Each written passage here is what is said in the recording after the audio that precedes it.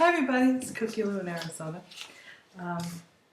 Yesterday I had a little bit of an incident with my brand new Honda. I mean, I swear there's got to be a black cloud over my head or something. I don't know when it comes to vehicles, but Saturday it was fine. I was driving around the neighborhood. It was a little drizzly. And then I came back from my errands and I parked it in the carport, and then later on that night we had a horrendous storm. I mean, wind, rain, blowing all over the place, pounding on the roof. We've had a real strong monsoon season this year. I have to say we've had several storms that were pretty fierce. Needless to say, I went into the carport. You know, the next morning, Sunday, I had to run a few more errands. I wanted to run around the neighborhood and do some things. And I had difficulty starting. I said, gee, maybe the rain blew into it or something. You know, sometimes the wires get wet. I said, that couldn't have happened. So I got it started after a rough, ignition just wasn't kicking in. I gave it the gas, it kicked in. And then I just was pulling out of the driveway, and it was making a lot of funny motions. It sounded like the engine was misfiring, and I noticed there was a lot of lights on, indicating that there was trouble in various areas. I went up the block and it was going, and it was going like this. Oh crap, I ain't driving this car. Of course, being Sunday, Honda dealership service department was closed, so I was confined to the house, and that was the end of it. So then the next day, on Monday, I went to the telephone and immediately called the service department. I told them what happened. This car is unsafe to drive, and I had to tow it in. And they said, I called the insurance. Geico said the tow truck would be there within about an hour. So I got dressed. I kind of put myself together, and I don't even think it was 15 minutes, and the tow truck was here. So I didn't have time to have any breakfast. Didn't get a chance to drink any water. I just grabbed my belongings and ran out the door. He put the car on the tow truck. I popped in the front. Off we went. And the dealership said to me, okay, have a seat in the lobby, in the lounge. We'll take care of it, and we'll call you up when we're done. So I knew I was going to be there a long time because I didn't think this was going to be an easy fix. I says, well, now I'm in a bit of a predicament because, of course, their lounge is full of, hospitality, complimentary, pastries, donuts, turnovers, coffee, popcorn, bagels, cream cheese. Was all there, and it was loaded. It was early in the morning, it was like 8 o'clock in the morning, and it was just loaded to the brim. There had been a big plastic cabinet and 4 layers of loaded donuts and danishes and pastries, and then they had a box with some turnovers in it. I said, okay, now here we go. I have to eat something because I'm going to be here a long time. And it was morning, and I didn't eat until early the evening before, and I was really hungry. I had to eat something. I have to make the best choice I can. I says, I need to stay away from the sugar, so pastries are out of the question. Turnovers are out of the question. Donuts are out of the question. No hot chocolate. That's high in calorie. And they have, of course, this machine. We have lattes, cappuccinos, hot chocolate, hot water for tea. You have just regular coffee. I said, okay. What's the best choice for me to make here today? So I figured it's got to be the bagel. As bad as a bagel is, full of carbs and does have sugar in it, it's still not as bad as the pastry.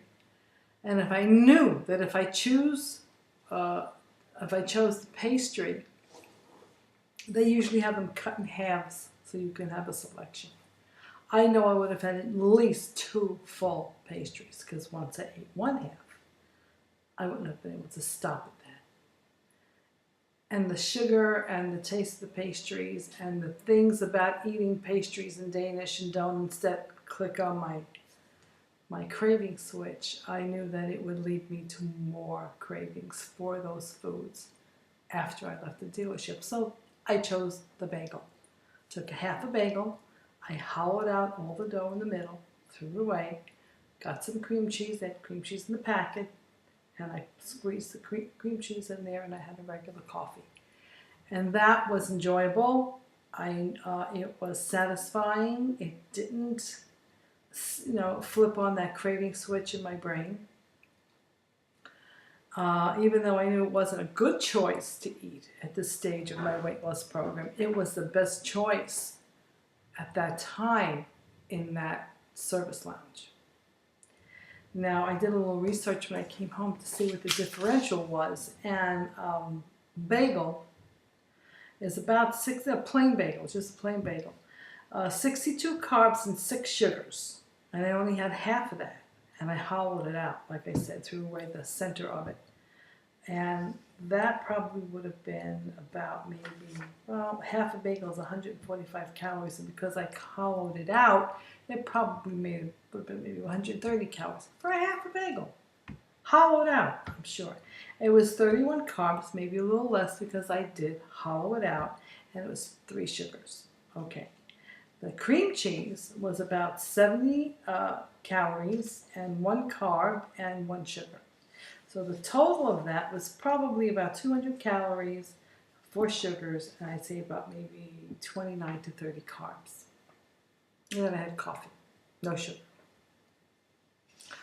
Danish, however, for one whole Danish, would have been anywhere from 262 to 385 calories per, and I know I would have had to if I would have indulged. 45 carbs each, 13 sugars each, double that by 2. So I think the bagel was a better choice. And there you go. That's how you work your mind, how you work your brain, how you evaluate which is the best choice based on how you're going to behave after you've indulged in your choice. And when I chose VHG surgery, the reason why I chose it was because subconsciously and consciously I knew I did not want to I didn't want to what's that word? Oh gosh, I forgot what the word was. When you get sick, like with an oil wine, you get sick if you have sugar. Dump. That's it. I didn't want to dump. I wanted to be able to eat sugars and cakes and cookies and ice cream and candy if and when I wanted to. This was my thinking 2.5 years ago before I had the surgery. When I was choosing, I didn't want to have my intestines rewired. I figured the VSG would be the best choice for me at the time. The majority reason why I chose the VSG is that I knew that I wouldn't dump with it. I knew I would be allowed to eat those troublesome foods that got me into obesity to begin with. And however, my main plan was to do the VSG, lose 120 pounds, which I haven't done yet, and most importantly is to control this, to take my brain and to fix, repair, rebalance whatever I need to do to know how to control myself. So that when I do lose the weight and I do abstain from these sugars during that process, that if and when I do go back into eating them, I can do it reasonably and comfortably and stay in balance and not overdo it. If that was possible, I don't know. Like I said, I might be the one person or the type of individual who can never attempt to eat those foods again.